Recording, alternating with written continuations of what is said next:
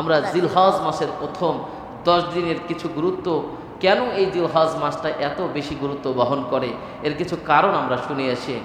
আল্লাহ রাব্বুল আলামিন পবিত্র কোরআনে এই 10 দিন সম্পর্কে স্পেসিফিকভাবে উল্লেখ করেছেন, ওয়ালা ইয়ালিন আশ ওয়াশ-শাফঈ ওয়াল ওয়াদ।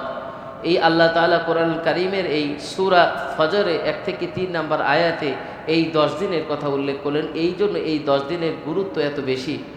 এই 10 দিনের ভিতরে ইসলামের মৌলিক যে বিষয়গুলি, ঈমান, নামাজ, রোজা, হজ, যাকাত, এই মৌলিক 5টা বিষয় একত্রিত করা হয়েছে এই 10 দিনের ভিতরে। এটা মাসের অন্য কোনো মাসে এটা করা হয়নি।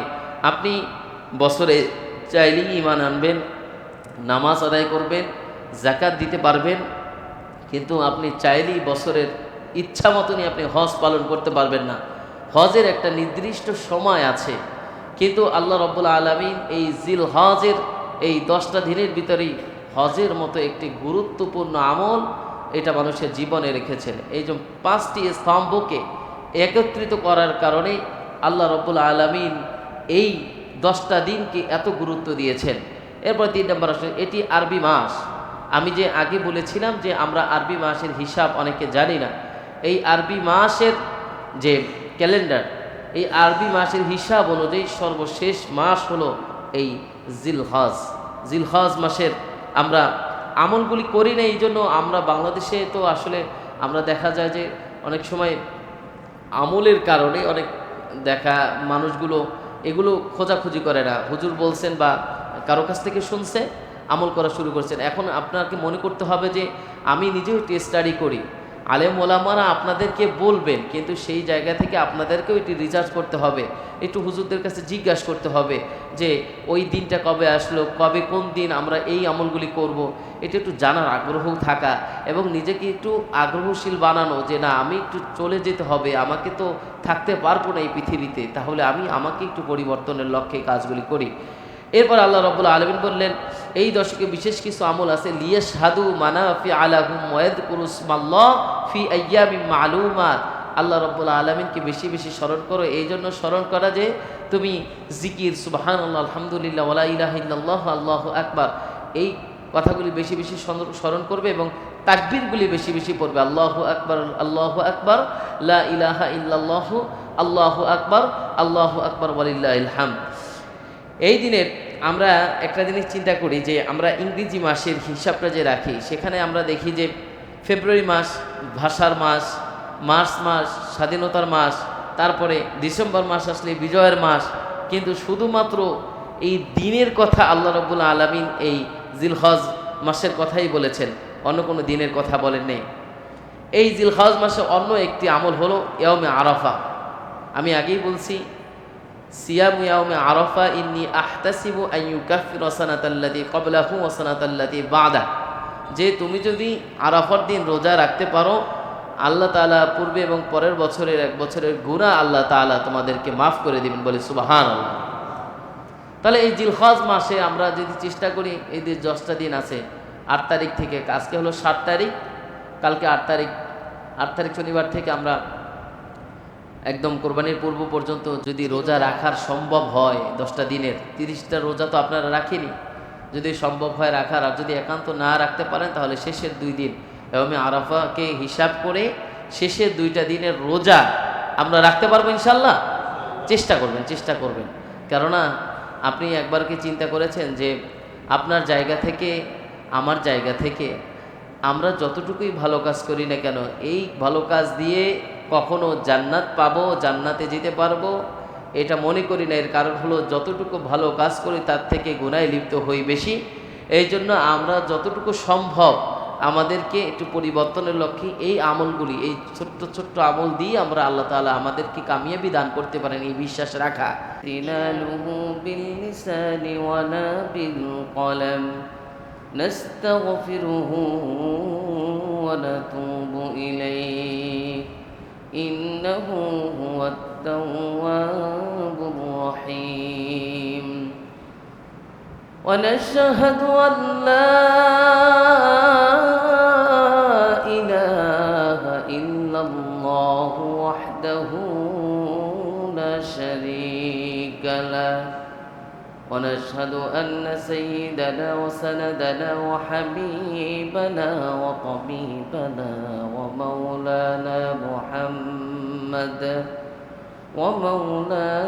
محمدا عبد الله ورسوله أرسله بالحق بشيرا ونذيرا وداعيا إلى الله بإذنه وسراجا وقمرا منيرا وقد قال الله تعالى في كلامه المجيد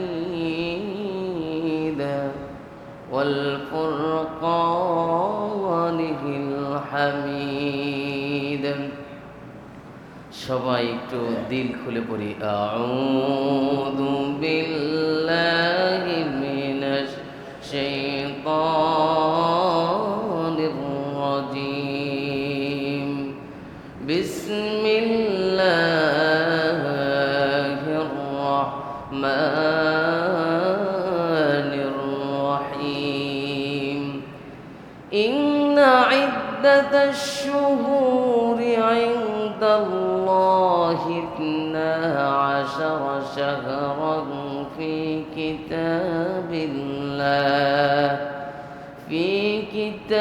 الله يوم خلق السماوات والأرض منها 4 حرم ذلك الدين القيم فلا تظلموا فيهن أنفسكم وقاتلوا المشركين كافة كما يقاتلونكم كافة واعلموا أن الله مع المتقين صدق الله العظيم وقال رسول الله صلى الله عليه وسلم ما من أيام أفضل عند الله من أيام 10 ذي الحج أو كما قال عليه الصلاة والسلام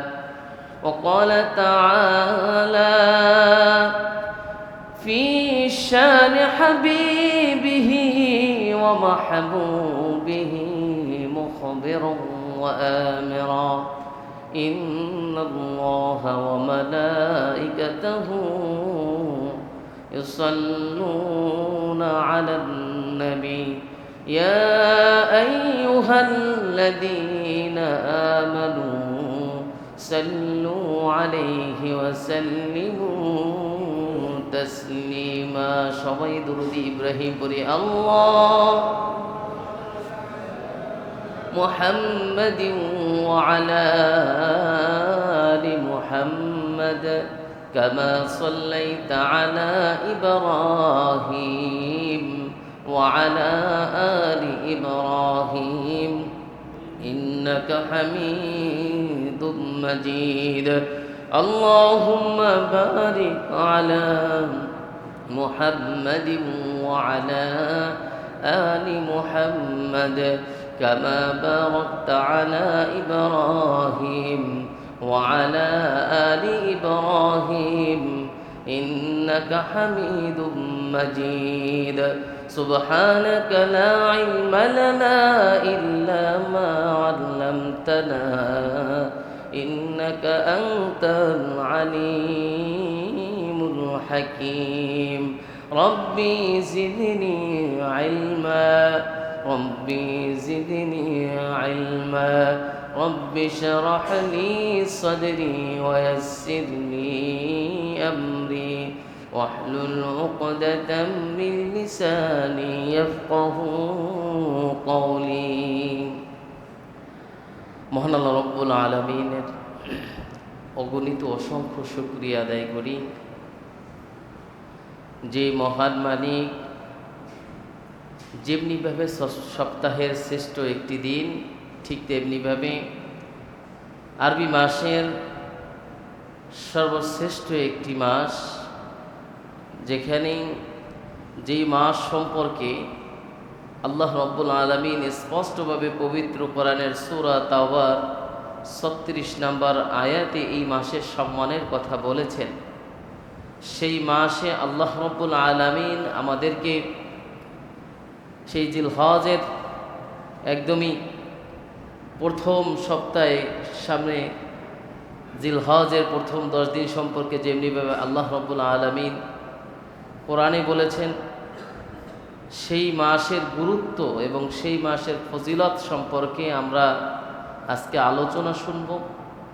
যাদেরকে আল্লাহ রব্বুল আলামিন পছন্দ করে এত সুন্দর একটি পরিবেশে এসে দুটি কথা শোনার এবং বসার তৌফিক দিয়েছেন, সেই মহান মনিবের শানে আমরা একবার শুকরিয়া জ্ঞাপন করি। সকলে জোরে সরে বলি আলহামদুলিল্লাহ। আমরা একদমই সামনে কুরবানি, জিলহজ মাস শুরু হবে। সঠিক নিয়মে যদি চাঁদ উঠি, আমরা চাঁদ দেখতে পারি, তাহলে হয়তো 16 তারিখে আমরা সেই দিনটি পেয়ে যাব ইনশাআল্লাহ, যেই দিন আমরা কুরবানি করতে পারবো। আমরা আর সময় ক্ষেপণ না করি আজকের আলোচনায় আমরা চলে যাব ইনশাআল্লাহ। আজকের আলোচনার বিষয়টা এরকম, পবিত্র কোরআনে আল্লাহ রব্বুল আলামিন 4টি মাসের কথা উল্লেখ করেছেন। যেই 4টি মাস আল্লাহ রব্বুল আলামিনের কাছে অত্যন্ত গুরুত্ব বহন করে, এবং সেই 4টি মাস শুধু গুরুত্ব বহন করেই না, সেই 4টি মাস সম্পর্কে আল্লাহ রব্বুল আলামিন কিছু দিক নির্দেশনাও আমাদেরকে দিয়েছেন। এইরকম একটি মাস হলো জিলহজ মাস। যেই জিলহজ মাসে আমরা আমাদের জীবনকে পরিবর্তনের লক্ষ্যে কিছু আমল এবং কিছু দিক নির্দেশনা থাকে কোরআন হাদিসের ভিতর থেকে, যা আমরা অনেকে জানি এবং অনেকে জানার পরে পালনও করি, আবার অনেকে আছে এগুলো পালন করি না। তো আল্লাহ রব্বুল আলামিন পবিত্র কোরআনের কোন সূরা এই কথা বললেন? আল্লাহ রব্বুল আলামিন পবিত্র কোরআনের 114টি সূরার ভিতরে সর্বপ্রথম আল্লাহ তাআলা 10টি পারা যেখানে নাজিল করলেন, তার ভিতরে 9 নাম্বার পারা আল্লাহ রব্বুল আলামিন জানিয়ে দিলেন সূরা তাওবায়। আল্লাহ তাআলা 36 নম্বর আয়াতে জানিয়ে দিলেন, ইন্না ইদ্দাতাশ শুহুরি ইনদাল্লাহি 12 শাহরান ফি কিতাবিল্লাহ। আল্লাহ রব্বুল আলামিন বললেন, বান্দারে, আল্লাহ রব্বুল আলামিনের কাছে সমস্ত দিন, সমস্ত রাত, সমস্ত মাসগুলি গুরুত্বপূর্ণ, কিন্তু এমন 4টি মাস আল্লাহ তাআলা বান্দাদের জন্য গুরুত্ব বহন করে দিলেন। ইদ্দাতাশ শুহুরি ইনদাল্লাহি 12 শাহরান ফি কিতাবিল্লাহ ইয়াওমা খালাকাস সামাওয়াতি ওয়াল আরদা মিনহা আরবাআতুন হুরুম। এই 4টি মাস কি কি মাস? এই 4টি মাসের কথা আল্লাহ তাআলা জানিয়ে দিলেন, মুহররম, রজব, জিলকদ, জিলহজ। মুহররম, রজব, জিলকদ, জিলহজ, এই 4টা মাসের গুরুত্ব খুব আল্লাহ তাআলার কাছে বেশি। আল্লাহ রব্বুল আলামিন জানিয়ে দিলেন, এই মাসটি ধারাবাহিক মাস। জিলকদ এবং জিলহজ ধারাবাহিকভাবে এসেছে। জিলকদের আমলগুলি তোমরা করবে, জিলহজের আমলের গুরুত্ব এত বহন করে কেন? এই জন্য অনেকে আমরা দেখা যায় আরবি মাস অনুসারে আমরা আমল করে থাকি, কিন্তু আরবি মাসগুলোর নাম জানি না।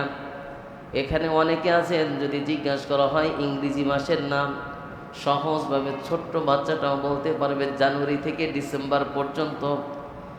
বাংলা মাসের হিসাব অনেক ব্যবসায়ীরা রাখে, এজন্য বাংলা মাসের হিসাবগুলি বলতে পারবে। কিন্তু একজন মুসলমান হিসাবে যদি আপনাকে শুধুমাত্র আরবি মাসের হিসাবগুলি জানেন, শুধুমাত্র রমজান মাস এটা যে আরবি মাস এটা অনেকে জানা নাই, মনে রমজান মাস এটা মনে হয় বাংলার কোনো মাস। আপনি কিছু কুইজ প্রতিযোগিতা হয়, তখন যদি কোনো সাধারণ মানুষদেরকে জিজ্ঞাসা করা হয় এই রমজান মাসটা কিসের মাস, তো রমজান তো রমজান, এটা যে আরবি মাসের অন্যতম একটি মাস। আপনাদেরকে যদি এখানেই জিজ্ঞাসা করা হয় যে আরবি মাসের 12টি মাসের নাম বলেন, পারবে না। কিন্তু ইংরেজি মাসের নাম বলতে বললে সবাই পারবে, বাংলা মাসের নাম বলতে বললে সবাই পারবে।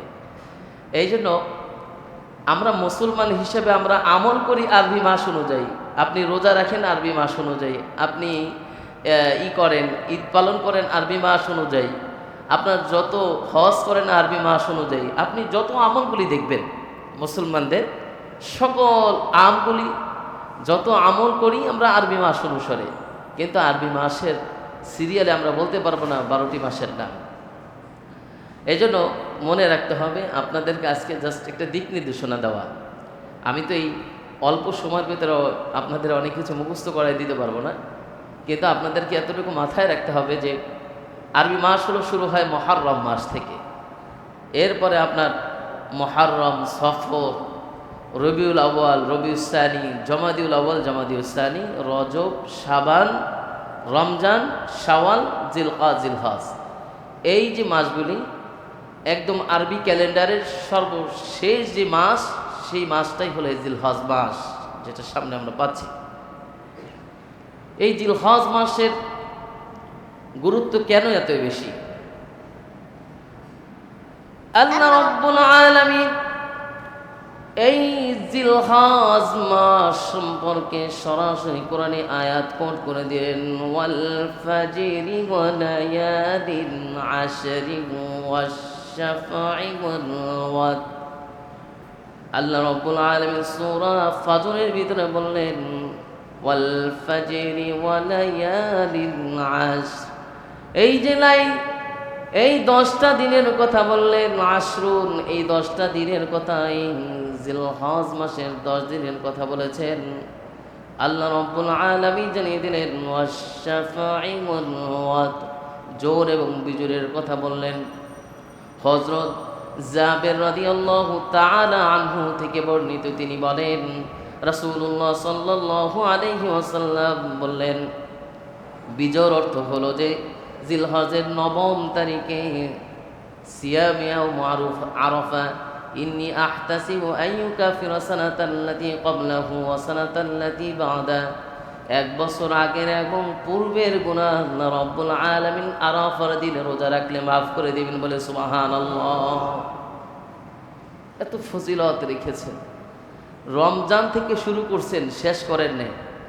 আপনি একবার আরবি মাসের হিসাবগুলি যদি একটু মিলান, যে আল্লাহ রাব্বুল আলামিন আমাদের অল্প হায়াত দিয়েছেন, এটা যে আপনি ঠিক আছে, আমরা 100 বছর, 2 বছর, 200 বছর বাঁচবো না, কিন্তু আপনি যদি আরবি মাসের হিসাবটা রাখেন, আপনি দেখবেন আল্লাহ তাআলা তো শুধু দিতেই আছেন, আল্লাহ তাআলা তো কিছু কমান না। সেই রমজানের আগ থেকে, সেই শাবান থেকে শুরু করছেন, আর এই জিলহজ আসলেন শেষ, বছর শেষ, কিন্তু শেষ করেন নেই। এই জন্য আল্লাহ রাসূল সাল্লাল্লাহু আলাইহি ওয়াসাল্লাম বললেন জোর এবং বিজোরের কথা। জোর হলো এই 10 দিন, আর বিজয় হলো ওই আরাফার দিনের কথা বলেছেন। বান্দা আল্লাহ তাআলা সূরা নাবার 8 নম্বর আয়াতে জানিয়ে দিলেন, ওয়া খালাকনাকুম আজওয়াজা, আমি সমস্ত কিছু জোর জোর করে সৃষ্টি করেছি। যেমনিভাবে তোমরা কাফেরকে দেখো যারা অস্বীকারী, এবং পাশে মুমিন ভাইদের দেখবে, তোমরা দেখবে সৌভাগ্যবানদেরকে দেখবে, আবার দুর্ভাগ্যবানদেরকেও দেখবে। যেমনিভাবে আলোয় কিছু মানুষ দেখবে, তেমনিভাবে অন্ধকারেও কিছু মানুষ দেখবে। আবার দেখবে শীতকাল আসছে, শীতকালের পরে গরমকালও তোমরা দেখতে পারবে। আবার আসমান দেখবে, জমিনও দেখবে, এরকমভাবে পুরুষ দেখবে, নারী দেখবে। আল্লাহ তাআলা বললেন জিন এবং মানুষদেরকে তুমি দেখতে পারবে। এরকম জোড়ায় জোড়ায় আল্লাহ রাব্বুল আলামিন সমস্ত কিছু সৃষ্টি করলেন, আর আল্লাহ তাআলা তার পরিচয় জানিয়ে দিলেন, কুল হুয়াল্লাহু আহাদ, আমি এক, অদ্বিতীয়। এই যে আল্লাহ তাআলার পরিচয় এখানে দিয়ে দিলেন। তুমি, তোমার সন্তান আছে, স্ত্রী আছে, পরিবার পরিজন আছে, তুমি কিন্তু চিন্তা করো না। আল্লাহ রাব্বুল আলামিন জানিয়ে দিলেন ওয়া খালাকনাকুম আজওয়াজা, জোড়ায় জোড়ায় সৃষ্টি করেছি। আদমকে যখন জান্নাতে রাখলেন তখন অপূর্ণতা লাগতেছিল যে কেনই যারে ভালো লাগে না। যখন হাওয়া আলাইহিস সালাতু ওয়াস সালামকে সৃষ্টি করলেন তখন তার ভালো লাগা কাজ করেছে। এই জন্য অপূর্ণতার জায়গাগুলি আল্লাহ তাআলা পূর্ণ করে দিয়েছেন। আল্লাহ রাব্বুল আলামিন বান্দাদেরকে বলেন, বান্দা আমি তো তোমার সকল কিছু পূর্ণ করলাম, কিন্তু আমি যা তোমাকে দিয়েছি তুমি তো কিছুই আদায় করলে না, বরঞ্চ তোমাকে যা দিয়েছি তা দিই আমি তোমাকে বলি আমার দেওয়া জিনিস থেকেই তুমি আমার জন্য করে নিয়ে আসো। আমি দিয়েছি তোমাকে সময়, আমি দিয়েছি তোমাকে হায়াত, আমি দিয়েছি তোমার শরীর সুস্থতা, আমি দিয়েছি তোমার হাত, তোমার পা, সুন্দর একটা জীবন। এরপরেও তো তোমরা যদি জান্নাতি না হতে পারো, তোমাদের মতো কপাল পোড়া, তোমাদের মতো দুর্ভাগা এই পৃথিবীতে আর কেউ থাকবে না। এই জন্য আল্লাহ রাব্বুল আলামিন সুন্দর একটি আয়াতের দৃষ্টান্ত, একটি শিক্ষা আল্লাহ তাআলা আমাদেরকে দিলেন। এই কথা আল্লাহ রাব্বুল আলামিন জানিয়ে দিলেন সূরা আনআমের ৯৬ নম্বর আয়াতে আল্লাহ তাআলা জানিয়ে দিলেন, ফালিকুল ইসবাহি ওয়া জাআলাল লাইলা সাকানা ওয়াশ-শামসা ওয়াল কমারা হুসবানা। বান্দা একবার কি তুমি সূর্যের দিকে তাকাও না, চন্দ্রের দিকে তাকাও না? এই পৃথিবীতে তুমি আসার পরে দিনকে দিন তুমি তোমার শরীরটাকে নিয়ে ডাক্তারের কাছে যাও, অসুস্থ থাকো। তুমি যেই গাড়ি চালাও এই গাড়িটা তোমার মেরামত করতে হয়, যে মোবাইলটা চালাও সেই মোবাইলটাও কিন্তু তোমার মেরামত করতে হয়। এমনকি যেই চশমাটা পরো এক সময় সেই চশমাটা পরে ভেঙে যায়, যেই বাড়ির ভিতরে থাকো ওই বাড়ি এক সময় তোমার মেরামত করে সুন্দর একটি বাড়ি নির্মাণ করতে হয়। এমনকি এমন কোনো কাজ নেই যেই কাজের জন্য তোমার আবার নতুন করে সৃষ্টি করতে না হয়, মেরামত করতে না হয়, এটাকে সুন্দর করতে না হয়। আর দিনকে দিন আল্লাহ রাব্বুল আলামিন বললেন, ওয়াজআলাল লাইলা সাকানা ওয়াশ-শামসা ওয়াল কমারা হুসবানা। তোমাকে সেই শুরু থেকে, এই পৃথিবীর শুরু থেকে একদম কিয়ামত পর্যন্ত সূর্য তোমাকে আলো দিয়ে যাচ্ছে, চন্দ্র তোমাকে আলো দিয়ে যাচ্ছে, এই আসমানটা তোমার উপরে ছাদ হিসাবে কাজ করতেছে, জমিনের ভিতরে তুমি কাজ করতেছো। একবারও কি চিন্তা করো না এগুলোর মেরামতকারী কে ছিল?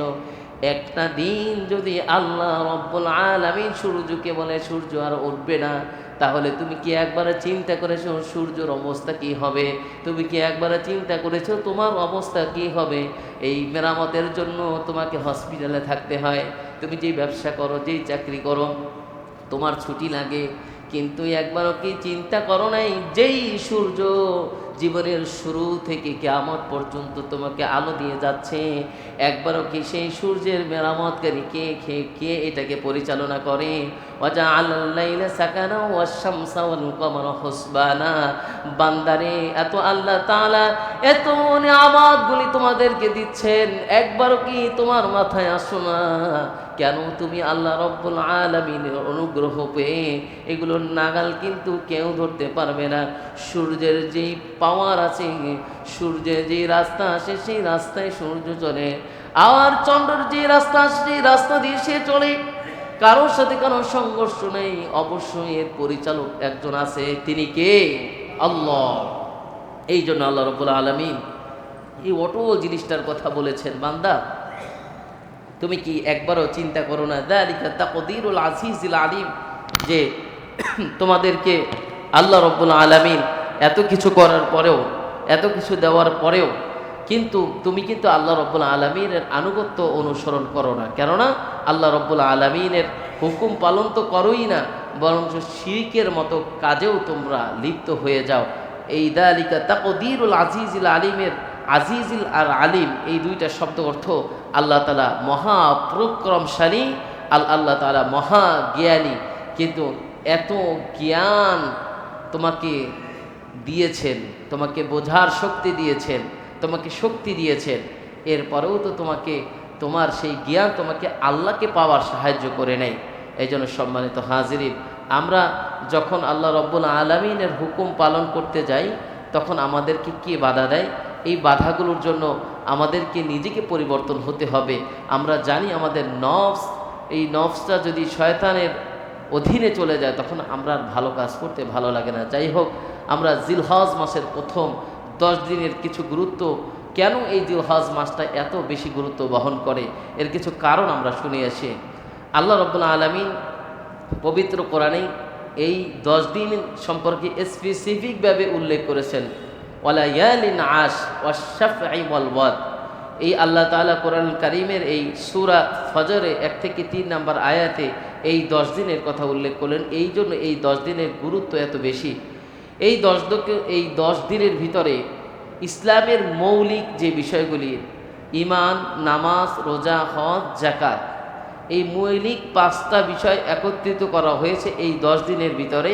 এটা মাসের অন্য কোনো মাসে এটা করা হয়নি। আপনি বছরে চাইলেই ঈমান আনবেন, নামাজ আদায় করবেন, যাকাত দিতে পারবেন, কিন্তু আপনি চাইলেই বছরের ইচ্ছা মতনই আপনি হজ পালন করতে পারবেন না।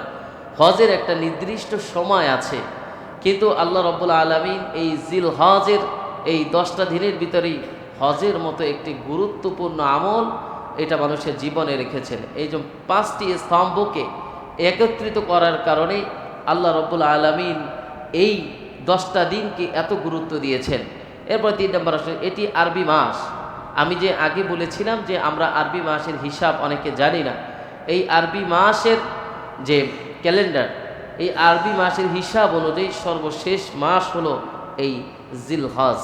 জিলহজ মাসের আমরা আমলগুলি করি না, এই জন্য আমরা বাংলাদেশে তো আসলে আমরা দেখা যায় যে অনেক সময় আমলের কারণে অনেক দেখা মানুষগুলো এগুলো খোঁজাখুঁজি করে না। হুজুর বলছেন বা কারো কাছ থেকে শুনছে, আমল করা শুরু করছেন। এখন আপনাকে মনে করতে হবে যে আমি নিজেও স্টাডি করি, আলেম ওলামারা আপনাদেরকে বলবেন, কিন্তু সেই জায়গা থেকে আপনাদেরকেও এটি রিসার্চ করতে হবে, একটু হুজুরদের কাছে জিজ্ঞাসা করতে হবে যে ওই দিনটা কবে আসলো, কবে কোন দিন আমরা এই আমলগুলি করব।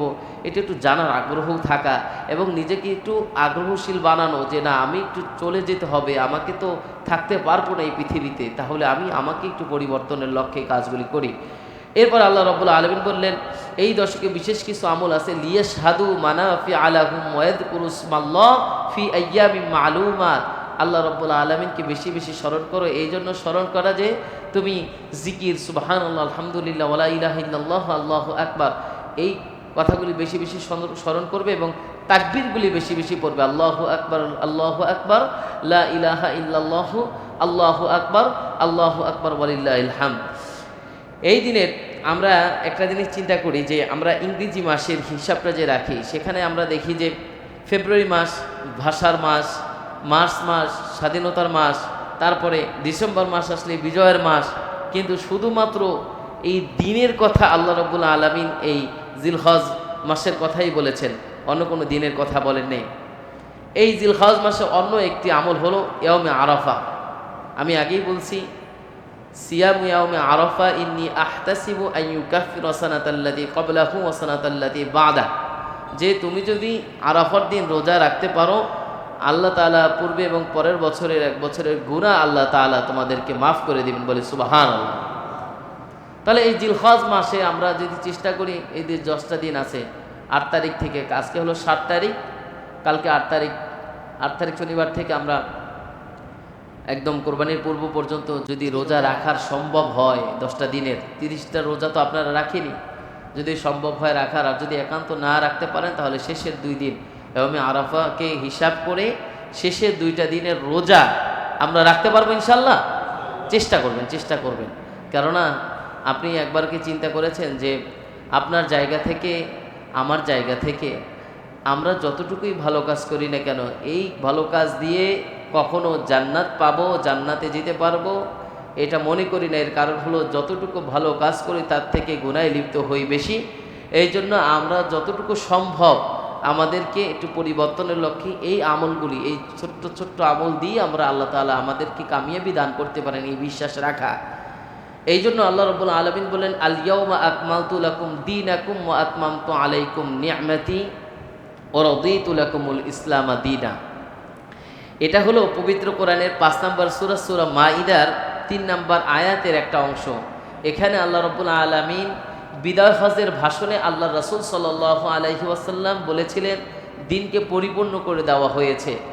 এই দিনটা হলো এরকম যে আমরা যখন জানি যে এই নবীর পরে আর কোনো নবী আসবে না, এই শরিয়া যেই শরিয়ার অনুসারী আমরা, এই শরিয়াতের পরে অন্য কোনো শরিয়াত গ্রহণযোগ্য নয়, এটা আল্লাহ রাসূল বলে গেলেন।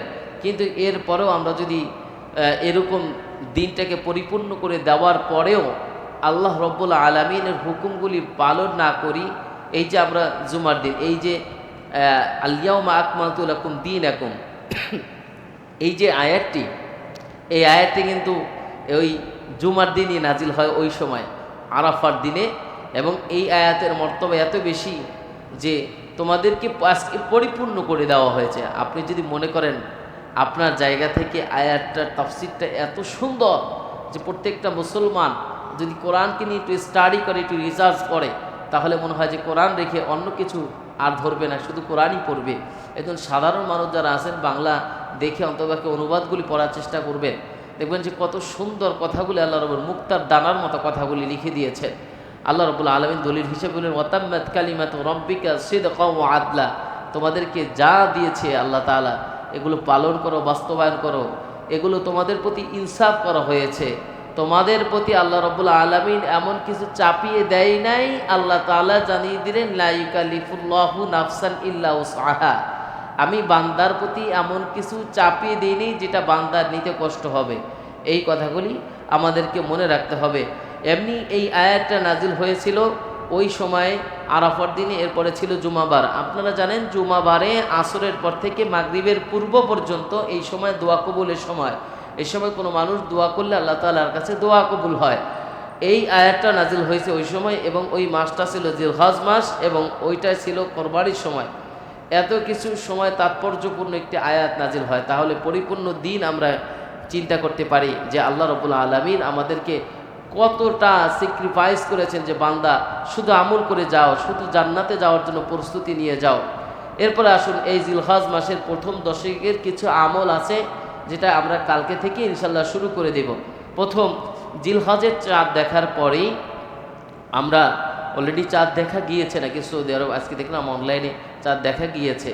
তো যদি এরকম হয় তাহলে আজকে থেকেই আপনি আপনার শরীরের চুল, হ্যাঁ, তারপরে নখ, তারপরে আপনার গোপ, এরকম অবাঞ্ছিত যতগুলি অংশ আছে এই লোমগুলি আপনি ফেলে দিবেন, এবং আপনি একদম কোরবানির পরে, হ্যাঁ, কোরবানি দিয়ে এসে আপনি পরিষ্কার করবেন। আপনার কোরবানি যারা করবে তারা যেই সওয়াব পাবে, আপনি এই ছোট্ট আমলটি করার কারণে আপনিও সেই সওয়াব পাবেন, বলে সুবহানাল্লাহ। ছোট্ট একটা আমল, এই আমলটা সহজ, এটা করার চেষ্টা করবেন। দ্বিতীয় হলো এই জিলহজ মাসের 9 তারিখে, 9 তারিখ ফজরের পর থেকে শুরু করে 13 তারিখ আসর পর্যন্ত। আবার মনে রাখেন, অনেক মসজিদে হয়তো মনে থাকে না, আপনারা মুসল্লি যারা আছেন বিভিন্ন মসজিদে বিভিন্ন জায়গায় আর বাসায় নামাজ আদায় করলেও এই কথাটা মনে রাখবেন, জিলহজের 9 তারিখ থেকে জিলহজের 13 তারিখ আসর পর্যন্ত ফজরের পর থেকে শুরু হবে তাকবীরটা, এবং 13 তারিখ আসরে গিয়ে শেষ হবে। তাহলে সেখানে আপনারা নামাজের পরে সালাম ফিরানের ফরজ নামাজ আদায় করি, তাকবীরটা বলবেন আল্লাহু আকবার, আল্লাহু আকবার, লা ইলাহা ইল্লাল্লাহু, আল্লাহু আকবার, আল্লাহু আকবার, ওয়ালিল্লাহিল হামদ। এই তাকবীরটা আপনি পড়বেন। এরপর আপনি এই জিলহজ মাসকে কেন্দ্র করে আপনি ইশরাকের নামাজ, আওয়াবিরের নামাজ, তাহাজ্জুদের নামাজ, সালাতুত তাসবিহ নামাজ, যত নামাজগুলি আছে নফল নামাজের ক্ষেত্রে এই নামাজগুলির গুরুত্ব আপনি দিয়ে থাকেন, এই নামাজগুলি বেশি বেশি পড়বেন। এরপরে এই জিলহজ মাসকে কেন্দ্র করে প্রথম 10 দিনে আপনি বড় একটা তসবিহ বানান, বা ওই যে মেশিনের মতো হাতে দিয়ে আঙ্গুলের ভিতরে দিয়ে যে গোনা যায়, এগুলো দিয়ে আপনি প্রতিনিয়ত কত হাজারবার দুরূদ পড়েন, বেশি বেশি দুরূদ পড়ার চেষ্টা করেন এই জিলহজ মাসকে কেন্দ্র করে। সম্ভব অনুসারে এই জিলহজ মাসে যেমনিভাবে রমজান মাসে কোরআন তেলাওয়াত করেছেন, এই জিলহজ মাসের প্রথম 10 দিনে 1 খতম কোরআন পড়ার চেষ্টা করেন। এরপরে গোপনে সামর্থ্য অনুযায়ী, কাউকে দেখানোর জন্য নয়, এই জিলহজ মাসকে কেন্দ্র করে আপনি গোপনে আল্লাহ রাস্তায় কিছু দান করেন, যেটা কারো জানার দরকার নেই, বলার দরকার নেই, এই দানগুলি আপনি করবেন। আপনি অন্ততপক্ষে এই জিলহজ মাস শুরু হবে, এই জিলহজ মাস শুরু থেকে চেষ্টা করেন এবং একটা মুহূর্তও যেন আপনার আমল ছাড়া অন্য কোনো সময় আপনার বেহুদা কাজে না লাগে, আমলের ভিতরে থাকতে পারেন, এই কাজটা করবেন। আমরা এই জিলহজ মাসে পেয়ে যাব হলো কোরবানি। কোরবানির ইতিহাসটা হলো খুব করুণ একটি ইতিহাস। এবং শিক্ষণীয় একটি ইতিহাস, যেখানে বিশাল ত্যাগ ছিল। এই ইতিহাসটা হলো দুই রকমের।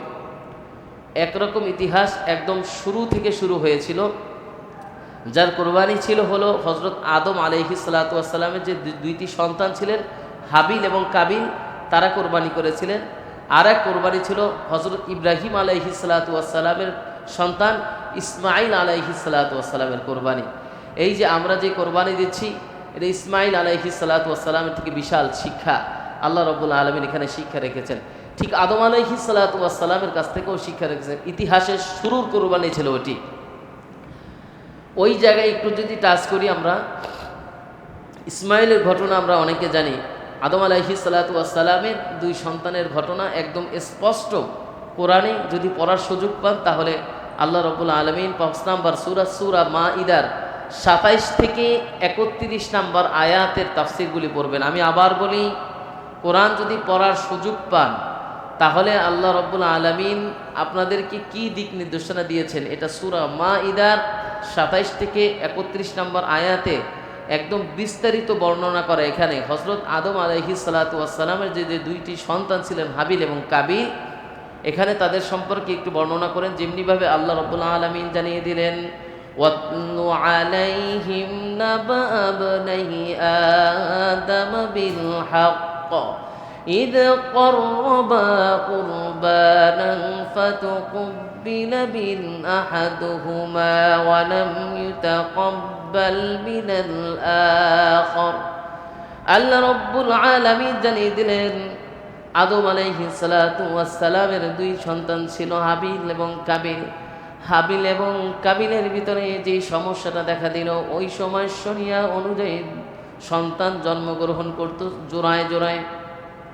প্রথম জোড়ায় একটি ছেলে একটি মেয়ে, আবার দ্বিতীয়বার একটি ছেলে একটি মেয়ে।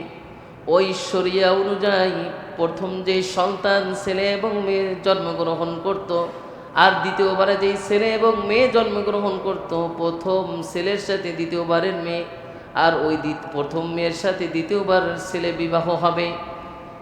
এই শরিয়া অনুযায়ী এটা যখন হলো, হাবিল এবং কাবিলের সাথে যেই মেয়েটা জন্মগ্রহণ করলো, হাবিলের সাথে যেই মেয়েটা জন্মগ্রহণ করলো সেই মেয়ের চেহারা অনেক সুন্দর, এবং কাবিলের সাথে যেই মেয়েটা জন্মগ্রহণ করলো সেই মেয়েটার চেহারা একটু কালো। ওই সময় শরিয়া অনুযায়ী আদম আলাইহিস সালাতু ওয়াস সালামের দুই সন্তান বিবাহের বয়স যখন হলো, শরিয়া অনুযায়ী কাবিল ওই মেয়েটাকে পাবে যেই মেয়েটা একটু কালো, আর হাবিল ওই মেয়েটাকে পাবে যেই মেয়েটা একটু সুন্দর। এখন কাবিল বলতেছে, যেহেতু ও আমার সাথে জন্মগ্রহণ করেছে আর ওর চেহারা সুন্দর, এই জন্য আমি ওকে বিবাহ করব। আদম আলাইহিস সালাতু ওয়াস সালাম বললেন, না না না, এটা শরিয়ার বিপরীতে তুমি কোনো কাজ করতে পারো না। আদম আলাইহিস সালাতু ওয়াস সালাম ছেলেকে যখন শুনাইতে পারলো না, হাবিল তার ভাইকে বুঝাইতে যখন পারলো না, হাবিল এবং কাবিলের ভিতরে বিশাল ঝগড়া সৃষ্টি হলো শুধুমাত্র মেয়ে কেন্দ্রে করে। হাবিল বলতেছে, শরিয়ার বাহিরে আমি কোনো কাজ করব না, আর কাবিল বলতেছে, আমি ওই সুন্দরী নারীকে বিবাহ করব, ওই নারী ছাড়া আমি বিবাহ করব না। হাবিল এত বুঝাইলেন, ভাই শুনেন, ওটা আপনার জন্য জায়েজ নয়, ওটা আমার জন্য জায়েজ, আর আমার সাথে যে জন্মগ্রহণ করেছে এটা আপনার জন্য জায়েজ। কাবিল বলতেছে, জায়েজ আর না জায়েজ আমি বুঝি না, আমি কালো মেয়ে বিবাহ করব না, আমি সুন্দর একটি নারী বিবাহ করব। কাবিলের সাথে যেই মেয়ে জন্মগ্রহণ করলো ওই মেয়েকে সে বিবাহ করার জন্য যখন প্রস্তুত হলো, শরিয়া লাউ করে নাই। হাবিল এবং কাবিলের ভিতরে ঝগড়া বিবাদ এক পর্যায়ে অনেক বড় হয়ে গেল। إذ قربا قربانا فتقبل من أحدهما ولم يتقبل من الآخر। একটা পর্যায়ে কাবিল হাবিলকে বলল, আমি তোকে হত্যা করে ফেলবো শুধু মেয়ের কারণে। আল্লাহ রাব্বুল আলামিন তাদেরকে শরিয়াটা এত সুন্দর বুঝিয়ে দেওয়ার পরেও যখন শরিয়ার বাহির তারা কাজ করা শুরু করবে, আদম আলাইহিস সালাতু ওয়াস সালাম তার দুইটা সন্তানকে বোঝানোর জন্য বলতেছে, তোমরা কুরবানি করো। আল্লাহ রাব্বুল আলামিন যার কুরবানি কবুল করবেন, আমি তার সাথে আমার এই সুন্দরী নারীর বিবাহ দিব। হাবিল করল কি, সে দুম্বা পালন করত, অত্যন্ত সুন্দর একটি দুম্বা আল্লাহর রাহে কোরবানির জন্য দিল। আর কাবিল শস্য ক্ষেত্র পরিচালনা করত, তার কিছু কম এবং শস্য নিয়ে কোরবানির জন্য রাখলো। আল্লাহ রাব্বুল আলামিন হুকুম করলেন, আকাশ থেকে কিছু আগুন এসে যার কোরবানি কবুল হয়ে যাবে তারটা পুড়িয়ে দিবেন।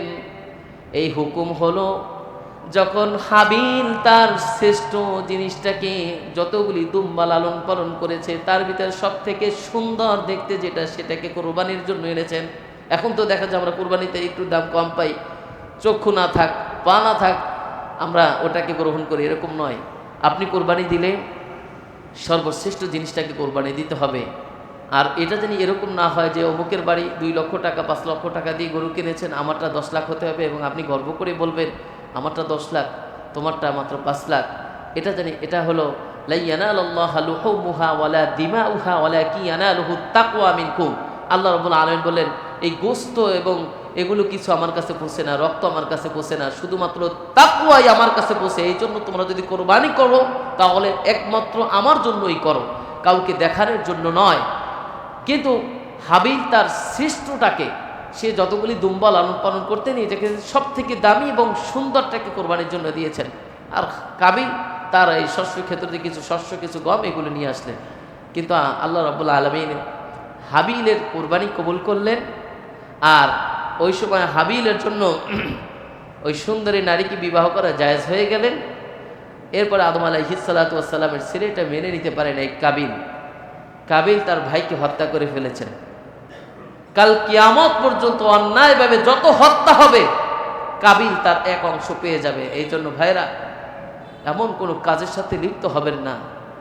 নিজে তো আমল করতে পারিই নাই, কিন্তু মরার পরেও সেই ঘানি টানতে হবে, সেই অপরাধের উপযুক্ত হয়ে সেখানে আমাকে পাপে লিপ্ত হতে হবে। সেই কাজগুলি আমরা না করি। কাবিল যেটা করে গিয়েছেন, সে জানতো না ভাইকে মারার পরেও এটাকে কি করবে। পরের আয়াতের ঘটনাগুলো এরকম, আল্লাহ তাআলা তাকে এরকমভাবে জানিয়ে দিলেন, একটা কাক পাঠালেন, সেটা কাক তাকে মেরে সেই মাটি খুঁতে সেই কাকটাকে কীভাবে রাখলেন তার মাথায় আসলো যে এটা মাটি খুঁড়ি মনে হয় এটাকে রাখতে হয়। এভাবে শিক্ষা দিয়ে সর্বপ্রথম ইতিহাসে যে হত্যাটা হয় সেটা হলো এই কাবিল তার আপন ভাইকে হত্যা করেছেন শুধুমাত্র নারীর কারণে। সর্বপ্রথম ইতিহাসটা এরকম। কোরবানির সর্বপ্রথম ইতিহাস শুরু হয় হত্যা থেকে। আপন 2 ভাই তার শুধুমাত্র একটা নারীর কারণে তার আপন ভাইকে হত্যা করে ফেলল। সম্মানিত মুসলিম ভাইরা, আধা ঘন্টা আলোচনার ভিতরে অনেক কিছু বলা সম্ভব হয় না। আপনাদেরকে অতটুকু বলি যে আপন ভাই বোন, মা বাবা, এগুলো হলো পৃথিবীর সব থেকে কাছের মানুষ। এমন কোনো জমি জমা, এমন কোনো স্বার্থে যাবেন না যেই বড় ভাই সারা জীবন আপনাকে লালন পালন করেছে, একটা সময় সেই বড় ভাই আপনার হাতে খুন হতে হলো। যেই মা বাবা এত কষ্ট করে আপনাকে মানুষ করেছেন, এই পৃথিবীতে এনেছেন। আমার কাছে খুব আশ্চর্য একটি বিষয় মনে হয় কি জানেন, আমরা যারা সন্তান আছি, আপনি কি একবারও এটা রিসার্চ করেছেন কিনা, গবেষণা করেছেন কিনা আমি জানি না। আমার কাছে একা একা উপলব্ধি করা মনে হয় যে আমরা যখন ছোট ছিলাম বিছানায় পেশাব করেছি, হ্যাঁ, মা পেশাবগুলি পরিষ্কার করেছেন।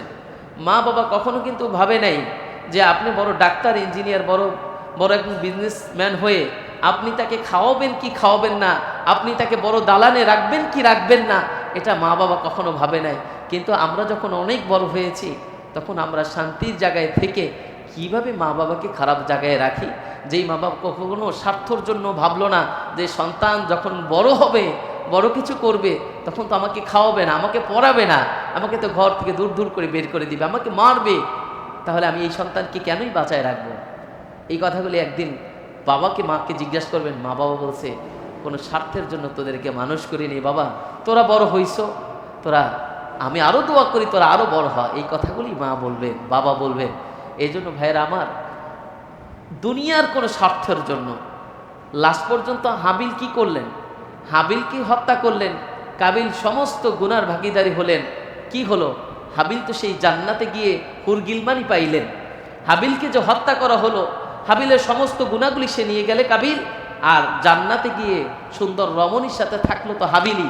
তো এই জন্য এই দুনিয়ার অল্প সময়ের জন্য স্বার্থকে ত্যাগ করে আমরা আসুন একদম নিশ্চিতভাবে আল্লাহকে রাজি খুশি করার জন্য আমরা আল্লাহর রাহি কুরবানি করি, কাউকে দেখানোর জন্য নয়। আর এই সামনে যে জিলহজ মাস আসতেছে, এই জিলহজ মাসে আমরা আমাদের আমলগুলি করি, আমল করে জীবন পরিবর্তন করি। আল্লাহ রাব্বুল আলামিন আমাদেরকে এই সংক্ষিপ্ত জীবনে সুন্দর সুন্দর আমল করে জান্নাতের পথে যাওয়ার সহজ করে দিক। আল্লাহ তাআলা আমাকে সহকারে আপনাদের সকলকে আমল করা তৌফিক দান করুক।